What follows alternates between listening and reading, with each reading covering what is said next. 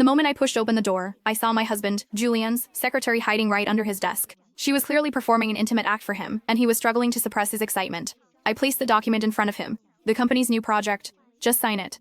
As expected, he didn't even glance at the document, signing it directly. Before leaving, I glanced under the desk. She can come out now. Julian instantly panicked, fumbling to zip up his pants. He probably thought I'd make a huge scene, just like I used to. But I just sneered, "Don't make your little plaything kneel too long. Her knees will hurt." With that, I slammed the door shut. He had no idea that what he'd just signed was our divorce agreement. Chloe's soft, whiny voice drifted from the office. "Mr. Hayes, you scared me to death just now." Julie unchuckled softly. His voice was husky with a hint of intimacy. "What's there to be scared of? She wouldn't eat you. But she's your wife. She's very understanding. See, she just left on her own, didn't she?" I stood outside the door, the hallway light slanting across my feet. Chloe's voice grew even softer. "So tonight, are you still coming home?" "Fun is fun," Julian said nonchalantly, "but home is still home." Chloe giggled. "Mr. Hayes, anything she can do I can do too. Was I not pleasing you just now?" "You're different from her," he replied lazily. "She's stubborn as a mule, but she can't leave me. You know how much trouble she caused with her family back then just to marry me. If I don't go home, would any of you little darlings out here even have a life?" He spoke of heavy past events as if whispering sweet nothings.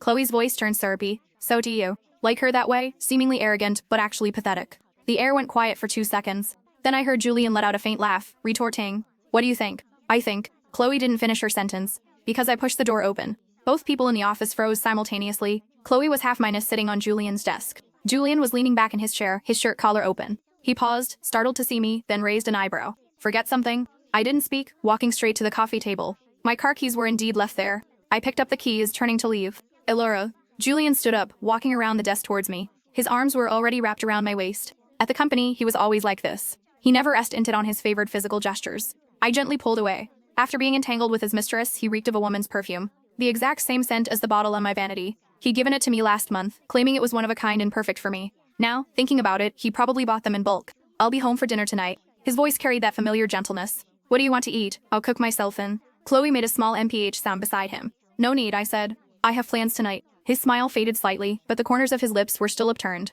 "What's wrong? Are you mad?" He leaned closer. "Because of Chloe? I told you, she's just a—" "I know," I gently interrupted. "She's an intern secretary, and she needs your hands minus on guidance." As for what kind of guidance, that depended on his needs. He paused, momentarily stunned. He probably hadn't expected me to neither make a fuss nor even bother with sarcasm this time. He raised a hand to touch my face, but I had already taken a step forward. "All right," he shrugged, changing his grip to my arm. "Whatever it is, be home before 9. Chloe let out a small snicker beside us. I glanced at her, and she met my gaze. Compared to the women I'd dealt with before, she was too well minus protected. Her eyes held unconcealed triumph and provocation. Youth truly is wonderful. Looking at that vibrant face, I almost felt like I was back to my 20 seconds, that summer I ran from the facility, protected in Julian's arms.